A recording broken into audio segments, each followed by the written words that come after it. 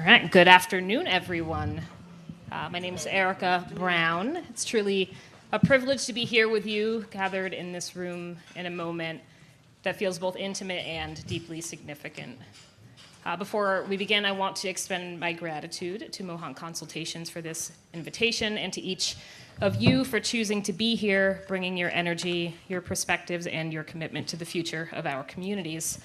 I work as the Community Engagement Coordinator at Radio Kingston. It's a community radio station that seeks to be more than a media outlet. As our Executive Director, Jimmy Buff, says, we aim to be the mirror to the flame, reflecting the passions, the challenges, and the resilience of Kingston neighbors. Radio is our mirror held up to amplify the voices of our neighbors with the hopes that they can be seen and heard. The flame, that fire of our community, is all the voices that make us who we are. Voices that are Black, brown, Spanish-speaking, queer, neurodiverse, and culturally anchored. Voices that reflect Kingston's richness, diversity, past and present. For 85 years, WKNY has been that mirror for the people of Kingston, a steadfast source of connection and community, a place to share stories, music, and moments of joy and solace. Radio has been a reliable source for information sharing in Kingston for all of those 85 years, to many a comfort and a space to connect with the familiar while exploring new ideas and perspectives. In this way, WKNY and Radio Kingston embody the spirit of the commons, an idea rooted in the belief that certain spaces and resources should belong to everyone. It's the idea that there are parts of life, our stories, our voices, our spaces that transcend ownership, that become even more meaningful because they are shared. In January, the station took a step toward realizing a bit more of that vision, and we've opened up a private park. So many folks, if you pay attention to the Daily Freeman comments, folks have a lot of different emotions around it. We really hope that place can be a place where neighbors can gather, connect, and feel seen. And in that small space, we've come face to face every single day with the raw, unvarnished realities of our cities across the country. Just looking at the park, I see housing instability and food instability and racial inequities. There's the rising tide of gentrification and displacement, the quiet despair of substance use, and all of these challenges are part of the landscape we inhabit, shaping the lives of our neighbors and asking something of each of us. These challenges are all part of the landscape we inhabit, shaping the lives of our neighbors and calling each of us to action. For many of us, doing this work means standing at the intersection of these struggles daily. It requires resilience and a willingness to bear witness to the needs that go unanswered. It's not easy, and it comes at a cost. Our communities have been molded by systems designed for convenience and profit, but rarely for the well-being of people.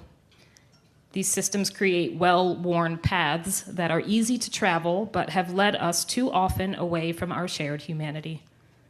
Together, we, however, stand at a crossroads faced with a choice that feels both urgent and profound. We can continue down these familiar paths, or we can build new ones together. But to choose change, like true systemic change, requires courage, resilience, and the audacity to dream beyond the frameworks we've inherited. And that's why we're here today, to ask the questions that, while challenging, may hold the key to a better future. How do we build a world where care and inclusivity are not afterthoughts, but the very foundation of our communities? How do we sustain change in systems that resist it? And how do we hold fast to a vision of a future that prioritizes humanity over profit, compassion over convenience? The work each of these panelists is doing is a testament to that courage, to the kind of resilience that doesn't just endure, but transforms. They are shaping what care looks like, what community means, and what resilience can be. The question before us is not whether change is needed. It's how we sustain it, how we nurture it, how we make it endure. Today in our conversation, we'll dive into these questions together, holding space for the tensions and the triumphs, the challenges, and the hope that each of you brings. Thank you again to Mohawk Consultations for bringing us together, and to each of you here again. I'm going to have a seat and get to some questions.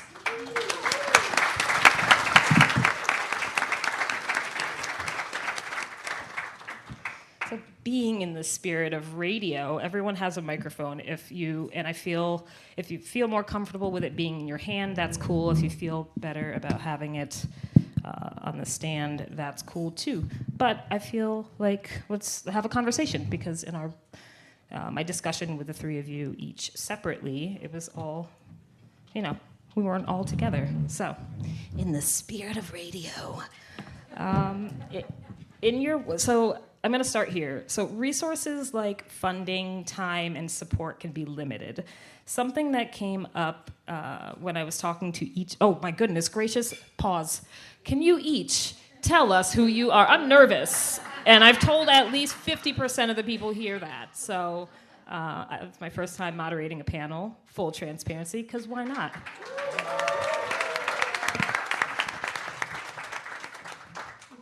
So I would love if you would just tell folks and bring your whole self. So Shaniqua is here representing as a board member of Tilda's Kitchen, but Shaniqua, you are so much more than that, and the reason that you are in that space is because of who you are and where you've been.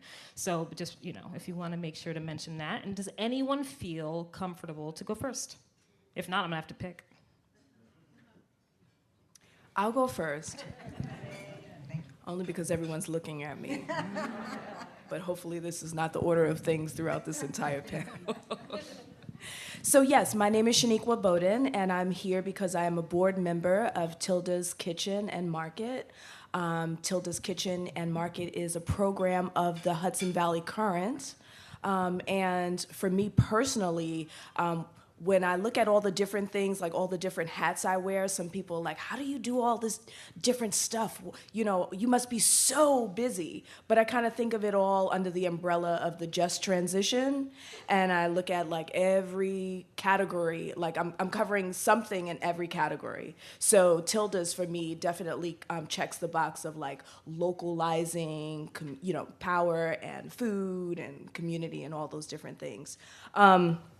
For those of you who have never visited Tilda's Kitchen, it's one of the most lively and welcoming spaces that hosts an eclectic combination of people. Some are patrons of the food and drink, and others, such as myself, when I think about going to Tilda's, the first thing I think about is like the environmental atmosphere, like who am I going to see when I get to Tilda's? And I know for example, there's an indigenous group that meets there every Thursday. So I love going to Tilda's on Thursday because I feel like that spirit just bleeds over into whatever table I'm at, and I invite people to come down. I have all my meetings at Tilda's on Thursdays. And there's also like an open table that they have on Tuesdays. So it's almost like, you kind of can get a sense of what you're going to encounter when you come into that space. But because it's a not-for-profit program of the Hudson Valley Current, Tilda's was created to be an example of how we can do business while decreasing ways of extraction. The opposite of extraction is reciprocity. And with that, Tilda's, instead of your typical restaurant, is an exchange hub. That's the way we think of Tilda's.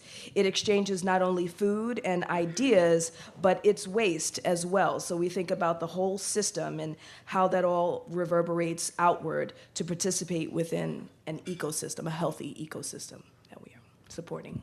Thank you, Shaniqua. We're just going to move on down the line.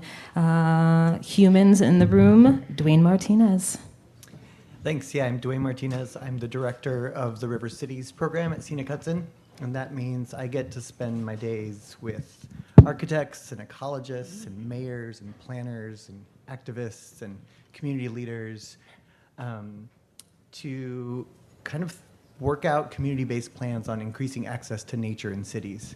And we work in Poughkeepsie, Kingston, and Newburgh, and a lot of that work.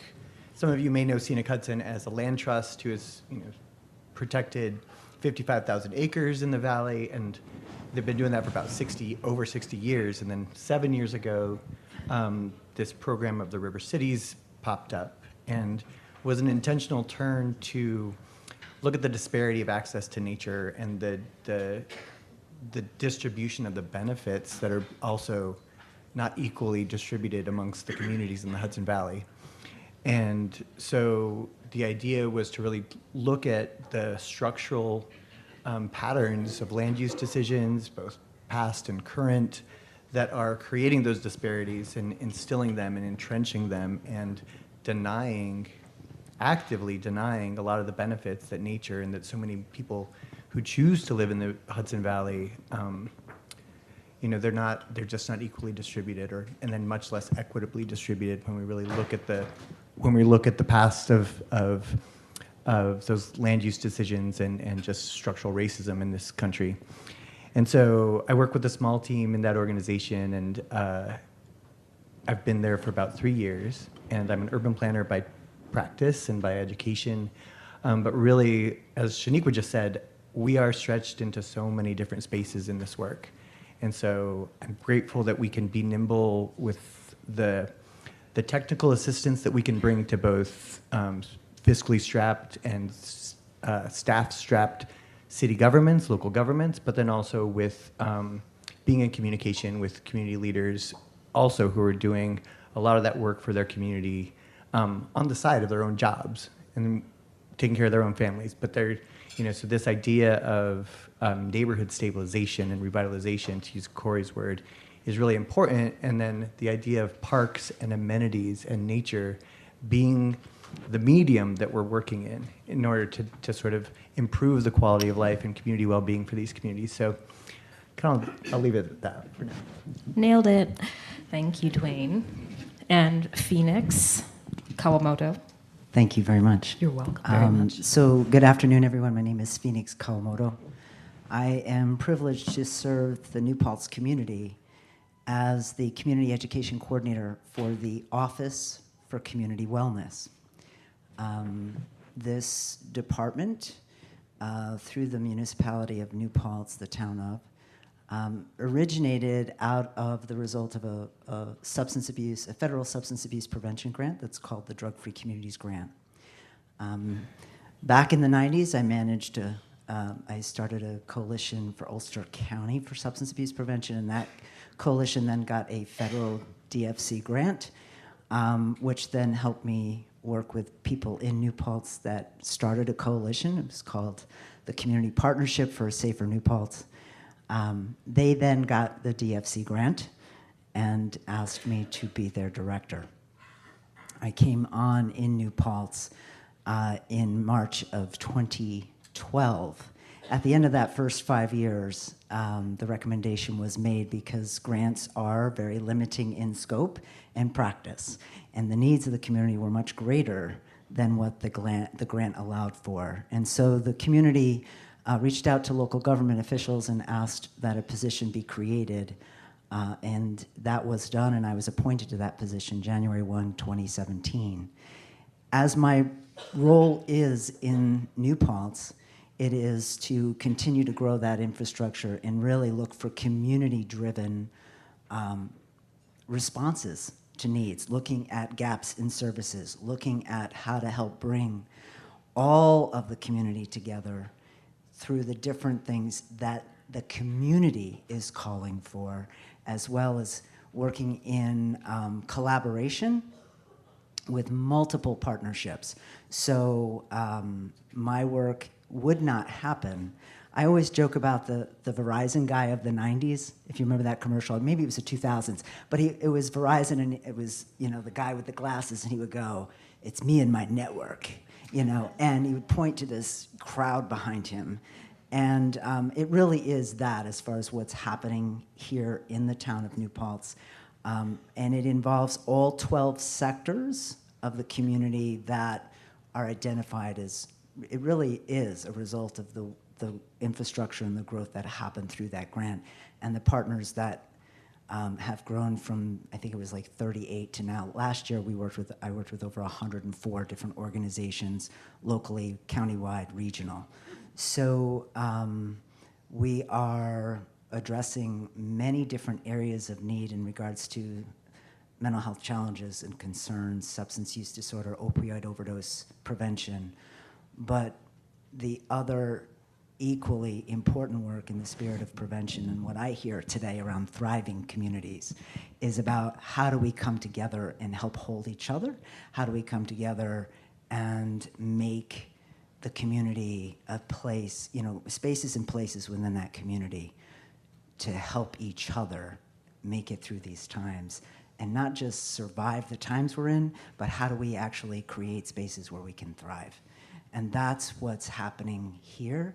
I wish I could have had all of my partners here, but I want to point out that Elting Library is an incredible champion. Bowden is here, and Janice Dixon is here, as well as Essie Lewis. There are many, many people who can't be here physically, but they are really what helped me work together to help the community. Thank you.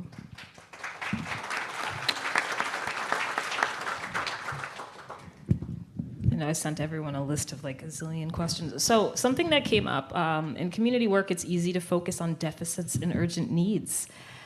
This came up actually when I was talking to each of you individually, but centering on aspirations can foster a sense of abundance and positive change. So I would love if any one of you or all of you could kind of speak to working on chatting with folks about their aspirations as opposed to their needs, which can speak to the fact that there's not enough, that scarcity mentality. Yeah, this is something that we think about a lot at the River Cities program, really looking at, again, Elka, thank you for debunking Maslow's hierarchy of needs, because there's a lot more to how a community exists and what it wants and what it desires and what it aspires for, and then also what's good already, which I think when we talk about needs a lot, we don't talk about what's already good and what's working well. And so with aspirations, I always like to fold in the idea of assets too. So assets and aspirations is the place to start planning with community to talk about. That way we're not starting from that deficit, like you just said, Erica. It's like we need to know what's good. Like people are already showing up. They're showing up to the planning process. They're showing up for their neighbors in their neighborhood. So getting that baseline of, and then the idea of an aspiration versus a need is something too that just kind of frames the conversation really differently, because then we're talking about hope a little bit more than we just like something that's not being met. So this idea of pulling in hope and vision through aspirations, and oftentimes when we have this conversation about aspirations, we have to tie it to assets too, because we need that starting point of what's good and somewhere to move from, rather than just pain. So, and I think the other idea of centering aspirations is that it just, it's also forward thinking, and needs can be really, really deeply seated in a community, and they're almost like impersonal sometimes too, because they are results of structural actions that our society has made. So an aspiration is also something that an individual can hold or a collective can hold. So for me, it's just a really great framing that we always try to bring it back to, even though sometimes we're looking for practical planning solutions or practical solutions to many of these wicked problems that we're talking about today. But it opens up this idea of a vision.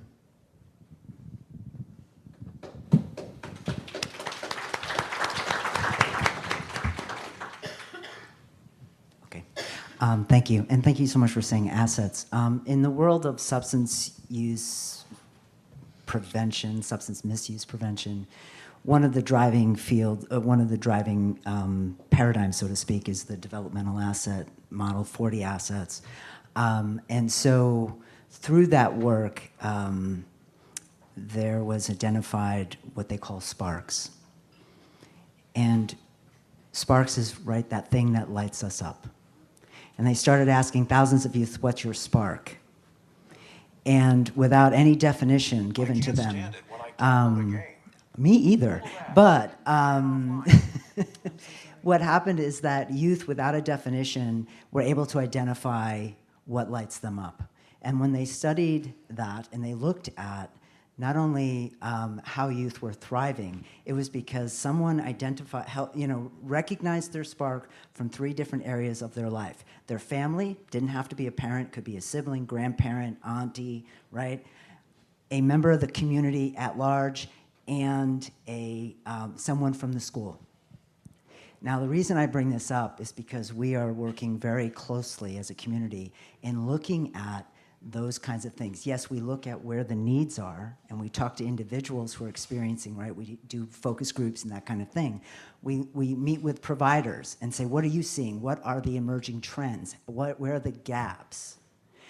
But we are also utilizing that Sparks thing, which was that when youth have Spark champions, as they referred to it in their life, who not only saw the spark, they provided an opportunity for that youth to participate in that spark, and not turn it into a job or a money-making thing, but just for the passion of it. So we are in New Paltz looking at what lights people up and bringing them together intergenerationally, as well as in age, specific types of groups. So, the work is really about the passion, because that's why I named my office the Office for Community Wellness, because otherwise it is dread, it is pain, right? And it's the both and, right? We have a whole spectrum of experience, and so the goal for this department has been, how do we help people connect with themselves and that passion, and bring it into their own community and be empowered in that way, to make something that's unique to their space. So I'm all about that, because when it's all about the other part of my work, people with all of the shame, the stigma, and the pain and the trauma attached to that work, really, it's too hard to engage in. But the passion, they're all in. And then it's not work anymore, right? It's work, but you understand what I'm saying. It's all work, but it's done differently and from a different place in the heart. Thank you. Shaniqua?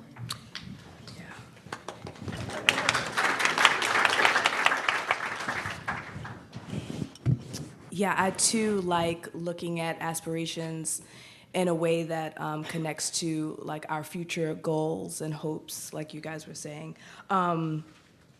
So what we like to say at Tilda's, right, is that we are a placeholder for when our economy is ready to help individuals thrive. No fees, no extraction, no inflation. We are just money, like the just transition in a way. So that's like the aspiration that we have, right? Trying to prep ourselves for when we're ready to pull out of the traditional market. A word that was used at our table earlier is deinstitutionalize ourselves, so like prepping for this new world is our aspiration. There's a book, Hospicing Modernity, right? And I'm just looking at the future that I'd like to be a part of. And so once at Tilda's, this is the way in which I kind of support the work that's happening there. I was thinking about what would it be like if you could go to a restaurant where the person who is behind the counter cooking for you is just so thrilled that you're there to eat their food. You have people like that who share their love through food. And then like, here I come to eat it, but how can I also reciprocate what they're giving me, and I just took some time to like just imagine what it would be like to go to a restaurant and I didn't necessarily have to pay, or maybe there were other forms of payment, right? That's not just buried and stagnated in money. So it's like, I thought about like, wow, the joy that they're giving me, what kind of joy would I like to give back? And I thought about how I would probably bring that person a gift or a present. It's like how you go to grandma's house and, grandma's gonna make something delicious and you wanna give her a big hug or something that just shows your gratitude. And so I thought about like a bouquet of flowers, and I have these lovely hydrangeas outside of my home. And I just decided to cut them and bring them to Tilda's. And I gave them to Destiny, who works the counter, and she is the brightest person you will ever meet, like just coming into a space is just so wonderful, her energy. And I just thought, like, how can I repay her, you know, in a way that matters. And when I gave her the flowers, she was thrilled. So it worked. And then not only that, she was like, blue is my favorite color. And I'm like, oh my God, you know. And so it's just one of those gestures that, you know, I just thought about, just like, oh, let me just try this thing. And so it just goes to show how we can, right, recreate. We're not stuck in these systems that we think govern us on a daily basis. It's like, how do we use our aspirations to escape or transcend the world that as we see it right now? Thank you for sharing.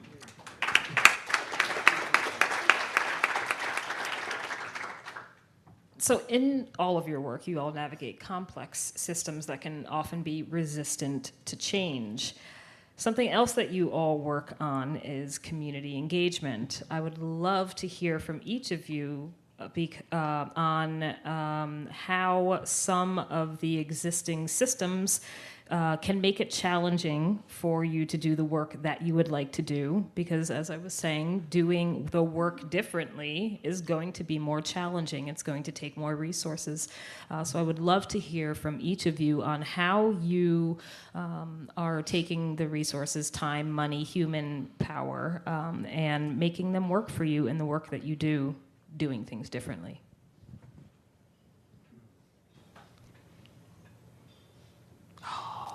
Could you just say that again? Yeah, sure. Just so it sinks in, yeah. Sure. We all navigate complex systems. That's why we're here. And I feel like community engagement is a really big part of that work. And to do the engagement in a way that is meaningful, it takes a lot more energy than it has in the past. Doing things the way that we've done them has not been working. And I know that all of you are doing work that kind of goes a bit against the grain, or maybe you're working within a system that is resistant to change. How are you doing that work? And what are some of those systems that you find yourself really facing that challenge?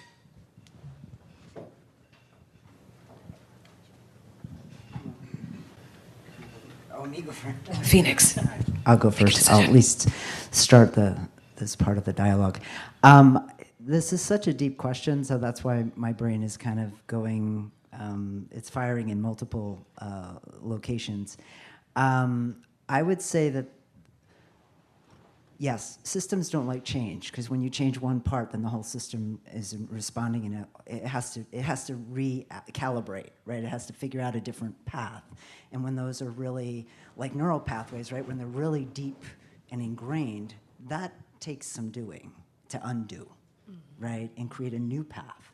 So I think for me, the biggest, and depending on the system, it depends on the challenge, right? So it's really hard to answer your question. It's a great question, but I'm going, okay, but when I'm working with school systems, this is what I encounter. When I'm working with local government, this is what I'm encountering. When I'm working with law enforcement, that's a different culture. When I'm working with this, right, it's being able to learn the different cultures you're working within, and language, and also stepping out as much as I can without judgment, which I'm not good at. But to be able to go, okay, if I were in this system and I have to function in this system, this is why I don't work for that system. But if I did, right, I'd have to function in a certain way. There's different value structures. There's different ways that work is valued and guided.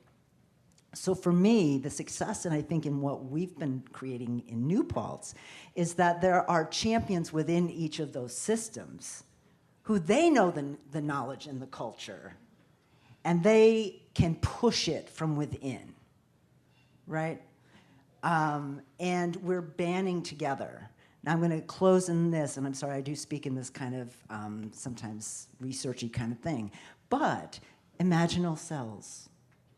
The science of imaginal cells, if you don't know about imaginal cells, I really say, please take a look. It has to do with metamorphosis and how caterpillars all hold within them the cells of what they are to become. And their immune system is set up to not recognize that, so it tries to destroy them. But imaginal cells find each other. And eventually, they switch and make that being go into metamorphosis. And it gets to become what it was meant to be. And so we imaginal cells, we are finding each other. And we're all over the world. And I didn't know about them until I was in an interfaith seminary program, which is a whole other story. But my spiritual director let us know about that. And it was like, oh, wow. Because now I look at people and it's like, yes, when you recognize each other, you see the spark. So find yourselves, right? Is kind of, I think, for me, how this work has continued to grow.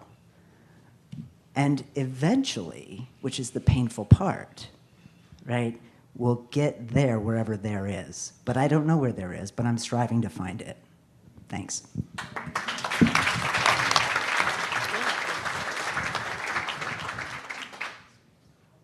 One of the things that this question brings up for me is working within a 60-year-strong environmental organization and doing work in cities. And the system that was and probably kind of still is the environmental movement has not had a lot of space for some of these other complex issues when we're talking about access to nature in cities and who it's being denied and how it has been denied. And so there's some systems there, even within my chosen field, that I think are sometimes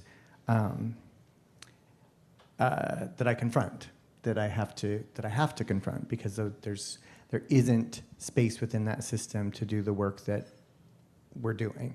And so some of it is a practice to understand that I'm not part of that system, because that's not what I'm choosing. So then there is this other system, because you're right, if you change it, it breaks. So something else is happening. So something else is happening within me and within my team when we're deciding to do this work. And we're creating another system that we talk through a lot. And that's because there are the values of nature that have been embedded, this system of values that has been embedded in the U.S. and perhaps Europe and other places, but that's kind of what we're dealing with here, aren't supported by a system that of action and that is trying to redefine those values and not, because it's not about trying to apply values from something to another demographic. It's about changing the whole system of what is thriving together. And so there's that it's like that nature is to be protected. That's a system that is not, valuable in the work that we do in the River Cities program at Scenic Hudson. It's not, and that has been a key tenet for Scenic Hudson for so long, is to protect nature for humans. And so I think coming up with other systems and really talking it through is really important, and that can be really informal, but we do that all the time. And then I think talking about hierarchy a little bit earlier too, like power dynamics and power systems too are also not necessarily set up for community-based solutions.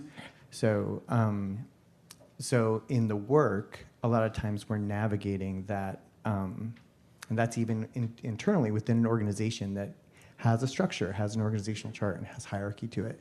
And so in order to be working on community-based thinking and plans and solutions, there is a lot of like creating systems kind of on a smaller scale for our team that we do all the time. So it's recognizing what doesn't work and not trying to tinker with the system, but finding something that's actually going to be effective and just working it through.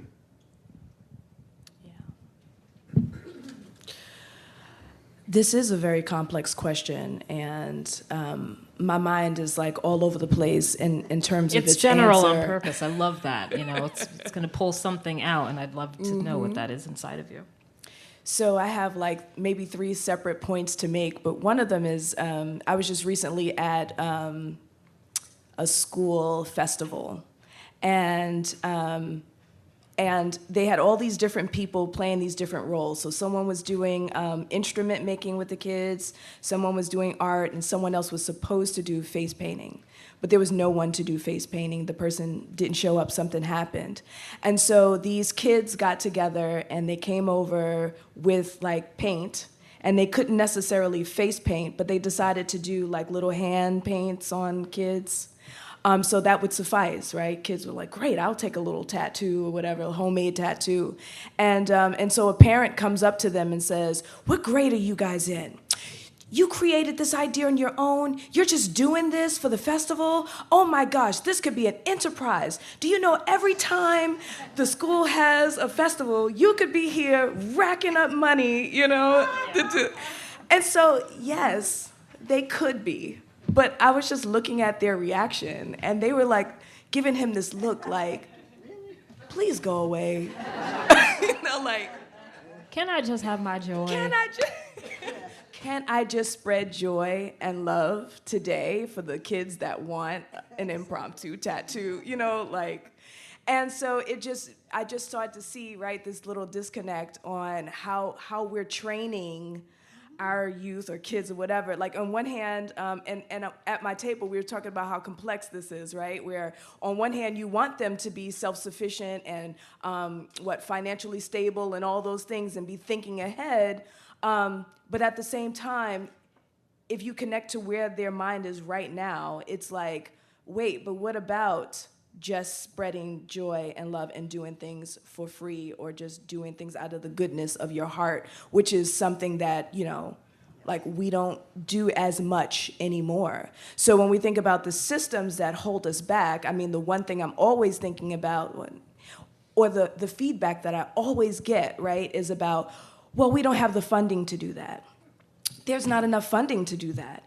And I'm just like, wow, what would we do without money? You know, and so me, like generally I'm an optimist. So I'm always off somewhere daydreaming about all the things that we could do to just like, earlier I was talking about like how many people there are in this room and how we all have a resource of some kind, and how if we were just willing to exchange that resource with each other, how far we could get without money. You know, it's like just thinking creatively for once. And maybe, you know, this stems from the foundation, right, that I am a person of color. So with that, money has not always been my number one go-to. I don't always have it in the bank account. Well, in my life, I haven't always had it to just say, well, money's gonna solve my problem. You know, as a person who does participate in permaculture and all those other things, at home, when I say, you know, oh, I need a planter or a stand, I need a plant stand, I think about how creative I could be around something that I already have that could make a really, you know, desirable plant stand versus just going to the store first thing to buy that, you know. I just try to think differently. And another thing that I also do is I tend to challenge belief systems. You were talking about challenging things, Phoenix. And so I tend to challenge the belief system. So at Tilda's, right, we say, when you look at the folks who come in, we say, we look at people for their assets and not their deficiencies. So we're not hosting this, you know, free table day because we think, oh, everybody's poor and they need free food. We're like, actually, free food or free soup, or whatever it is, warms the heart of everybody. Like, how many restaurants do you go into that you can say, no, have something for free, you know? And so not only can you have a free bowl of soup, but you could also leave with a little bag of, you know, produce. Potatoes. Yeah, you know, we have a produce stand where you can leave with food as well. And it just like warms the heart of everyone who comes in the door. And that's another creative way that we are like changing belief systems. And I guess we're using that, you know, within the not-for-profit, you know, industrial complex, however that works. But within that structure, we were able to launch this particular market and how it works differently because it's within a not-for-profit organization. So people still get paid, you know, we're not making anyone rich, but people still get paid and they have pretty good benefits. And there's a very creative exchange happening in all of that. So that's the way. Thank you. I feel like I was aspirational in the 5,000 questions that I put together for this panel. But something, it is balancing self and system, and this is something that was very important to me because so many folks are doing the work. And as we were talking about at the table, the folks who are doing the work tend to be doing all of the work. And something that I have witnessed in my organizing is that the folks who tend to talk about concepts look a certain way, and those who are doing the work tend to look another way. And so something that I have a curiosity around is that navigating authenticity and adapting in spaces, as you're talking about having to show up, and Kingston, Newburgh, and Poughkeepsie are totally different spaces. And Shaniqua, in the work that you do, you're talking, land advocates or folks for food advocacy can look completely different. In Phoenix, you're talking about working with these different systems, law enforcement or schools and all these different things. So I don't remember which of you I was talking to. I think it was Phoenix. Code switching came up in my mind as a person who is othered. And for those who don't know, it's really a phenomenon, and like you have to change how you're showing up in different spaces with folks who look different ways. And I understand that we're all doing that to some extent. However, there are some who are doing it to an extreme extent. So I would love to hear from you on that, since it is about the self. Yeah, we definitely talked about this when you first called me to be part of this panel, and I notice it all the time. So as a queer Mexican-American person doing this work, I have learned through most of my life, my parents really assimilated me into white American culture. And so I learned how to be white early on. And that was happening to me so I could be successful. Like that was them sharing with me tools that they thought I needed to make it through the world. And I'm a sort of a later career professional, kind of getting into this work a little bit later in life. But I know how to do that, and I still employ it because of the system that I'm working in and the culture that I'm working in. Always me being me is not always supported, and I will get in trouble. I will be questioned if I am just me, my authentic me. So navigating this authenticity while like maintaining a focus on why I'm showing up and why I'm choosing to do this work is another layer of work for me. And I didn't grow up in cities. I grew up in a town of 4,000 people in the desert. So also I don't have a connection to the, or a familial, I've lived in cities for most of my adult life, but so there's this adoption of another understanding of these systems of oppression in cities that I also, as a planner, have studied and learned about and take time to be thoughtful and observant of these systems where I work. Really when we talk about Newburgh, Poughkeepsie, and Kingston, the neighborhoods that we're talking about are typically Black neighborhoods that we're talking about in terms of no street trees, disinvested parks. And so, it's just another layer of work, and I try to maintain the authenticity of myself as a professional and myself as someone who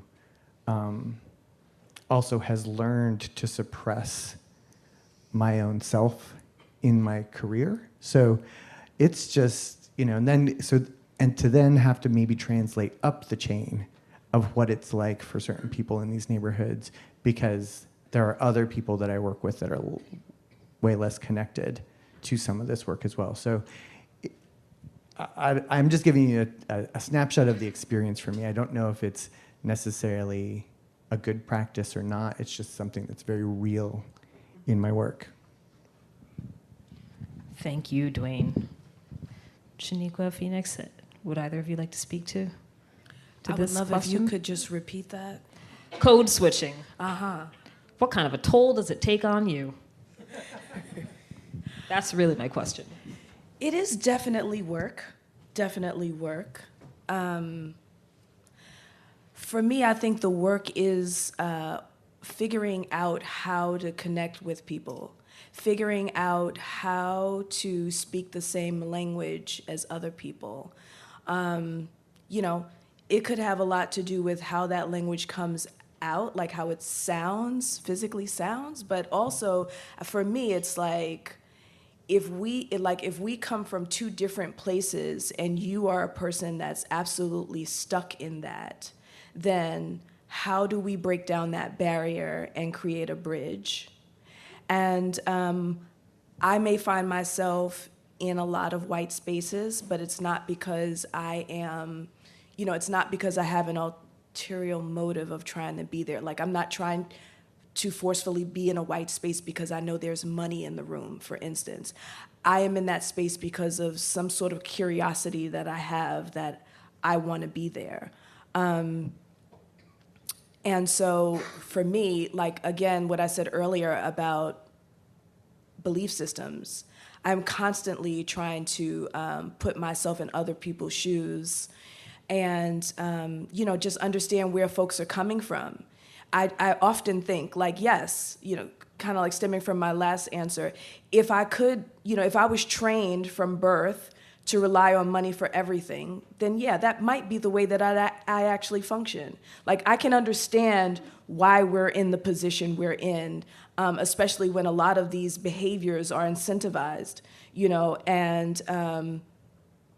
and I just really think about my position, again, as a person of color, I said earlier.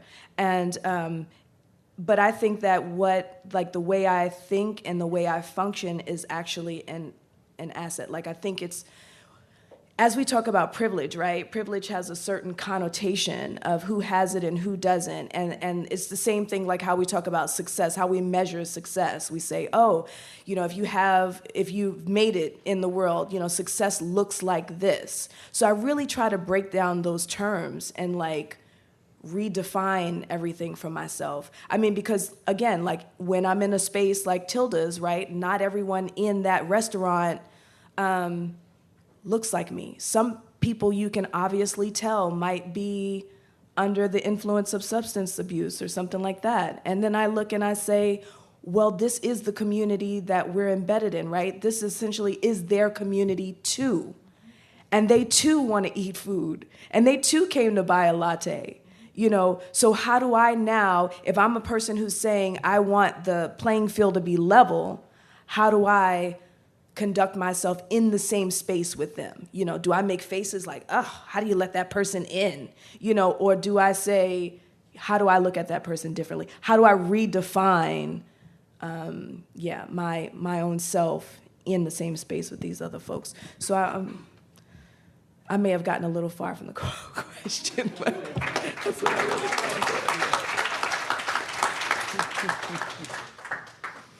thought. Thank you so much.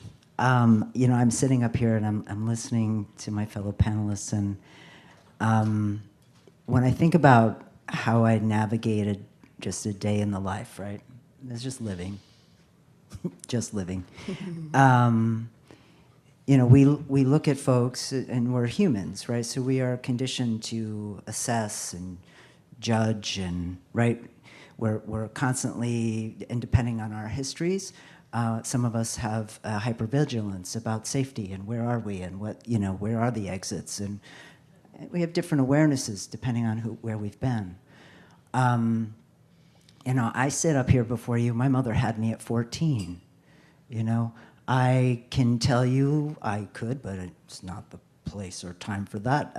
Right? We all have our suitcases full of stories and experiences. It's important because I walk in the world not feeling safe pretty much most every day. And I know that I am not at all unique in that, especially with members in this community and in this room who are part of the Black and brown communities and immigrant communities, and the list goes on and on, right? And we are, I won't say we, I am constantly trying to listen carefully, find the places to connect human to human, passion to passion, right?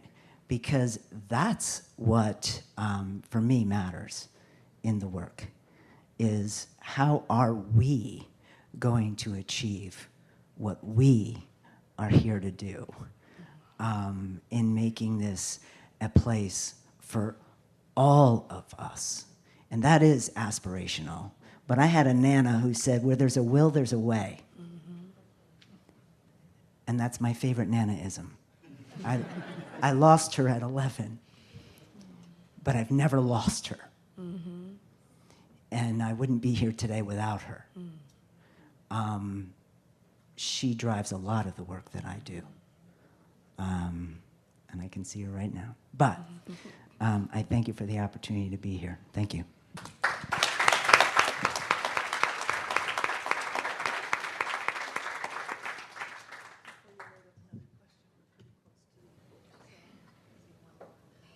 Beat the clock. Just a question from the audience. That could be. Your choice. All right. We didn't even get into what I wanted to get into. So I'm going to aspirational. So I would love to open it up to the audience to see who might have questions. And just to let you know, while somebody's getting a microphone over to you, I had a radio show on Radio Kingston. It was called Let's Talk Kingston. And my whole point was to get into the people who are doing the stuff. Because you hear a name, you see a name on the bill over and over again, or you see the organization, but we rarely get to know the humans. And when it comes to balancing self and system, these are humans who are doing the work. They are doing the work with layers and layers atop who they are and what it is that they're doing. And when I came into this space, I said, ooh, these are a bunch of privileged people, also speaking as a person coming from privilege. And so I figured that these questions that I ask up here should really be about who they are, what are they doing, and what are they faced with, so that we can know those stories and have a little bit deeper empathy when we are going out and challenging the system and focusing on the self as a community or as ourselves. Did anybody? Okay, I don't know how to do this. Okay, thank you. Sorry, I have to stand up for this one. Because there were so many gems that came out of this panel. And I appreciate the work. I know two of you on this panel. I appreciate the work that you guys do. And I just want to know, when the work gets so heavy, when you are faced with so many challenges, when you have to code switch, when you have to sometimes compromise your authenticity in spaces that come with microaggressions, that come with so much conflict, how do you succumb to move forward? What propels you in the direction to move forward? To know that it is so much bigger than who you are. What is making you? What is fueling you? Giving you that energy to keep it going? That is the question.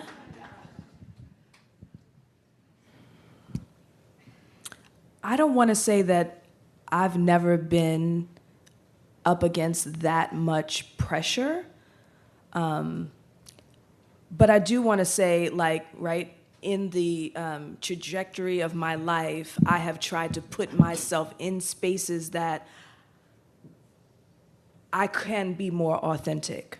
So that means sometimes, right, that means over the years of me being in Kingston, sometimes I call it small town living, where maybe I'm not, maybe I don't have the best job, I'm not getting the highest pay, but sometimes I have to, sometimes I feel like the way to be more authentic is to just kind of cope with less, but it's not really less, right? It appears to be less, again, because I think a lot of these positions are incentivized, right? So that you can lose your character or lose who you are to take advantage of those so-called opportunities that looks more successful. My husband is an amazing person. And so when I need love too, but when I need to vent and really go there, he is like a natural psychologist, and we can have these really deep conversations where I'm picking it all apart to understand where I am and why are people like this and why is the world like this. And so he really helps me decipher those conversations. But someone that amazing, has been a bus monitor for 3-4 years just so we can get our daughter to school at a certain time of day and still have flexibility to run a nonprofit and not get paid for it for X amount of years. Those are the sacrifices that we had to make, and live in a place that was a REPCO, place that would give us rent according to our income. So it's like making all of these adjustments to be able to live more authentically when we know we could actually be, doing all this other stuff, all this other fancy stuff. But it's like, okay, wait, kind of just being really patient and all of that. And one last thing is, I have to say, I do listen to channelers like Abraham Hicks, who gives me guidance like, oh my gosh, there is a spiritual foundation to how we live, that really helps me to understand this physical reality and that we are all spirits, coming here. So earlier when I was talking about people, right, that I see in the world who are different from me and trying to redefine my belief systems, that's the whole exercise of being here on this planet, is like redefining these belief systems. And with that, just lost my train of thought. But redefining our belief systems to connect with people and realizing that we're really all connected. We're all brothers and sisters on this planet, and the people I see are just a reflection of myself, actually.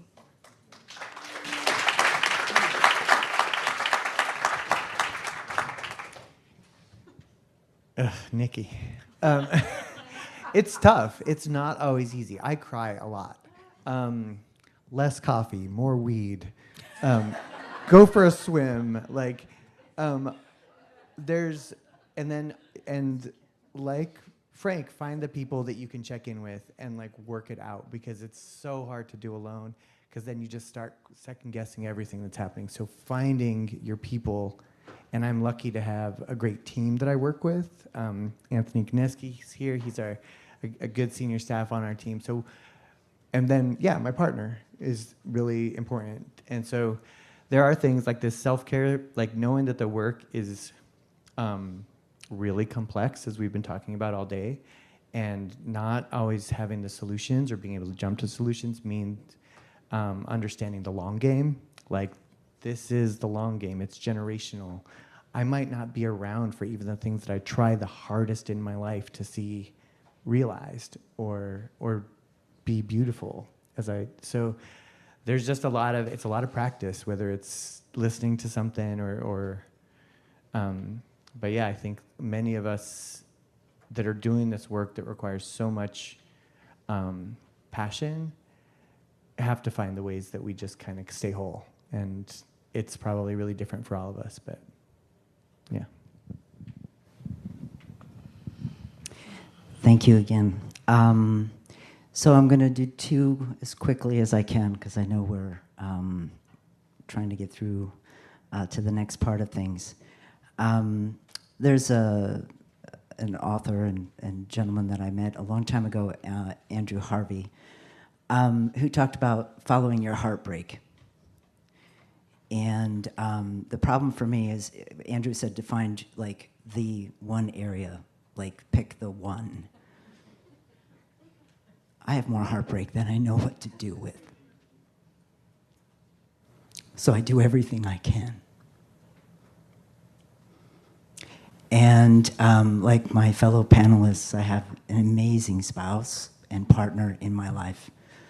And I have an incredible network of dear friends and spirit siblings and that daily contact. I couldn't be doing what I'm doing without them.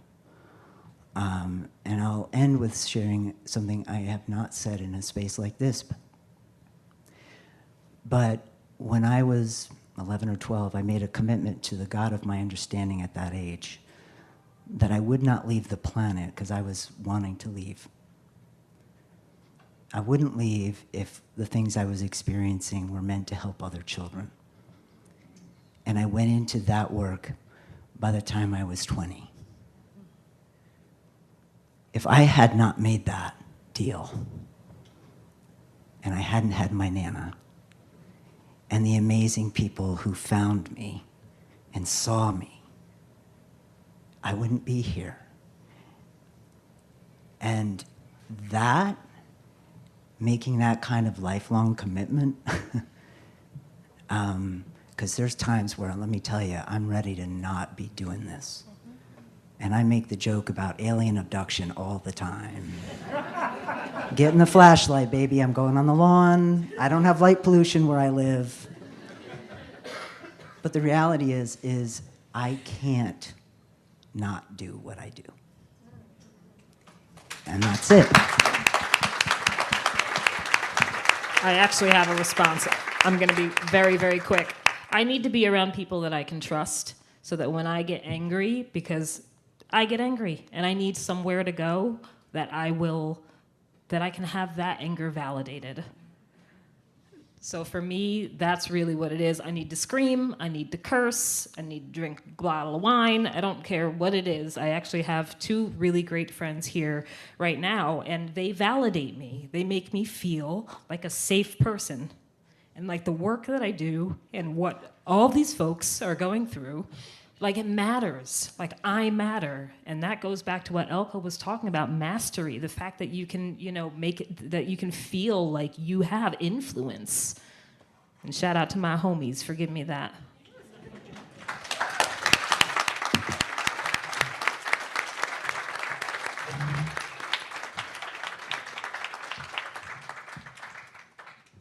Well, thank you so much, each and every one of you, for sharing your experience and for having the ability to respond to these kinds of questions. And Erica, for you creating such good questions. It was a really wonderful panel, and I know everyone appreciated it.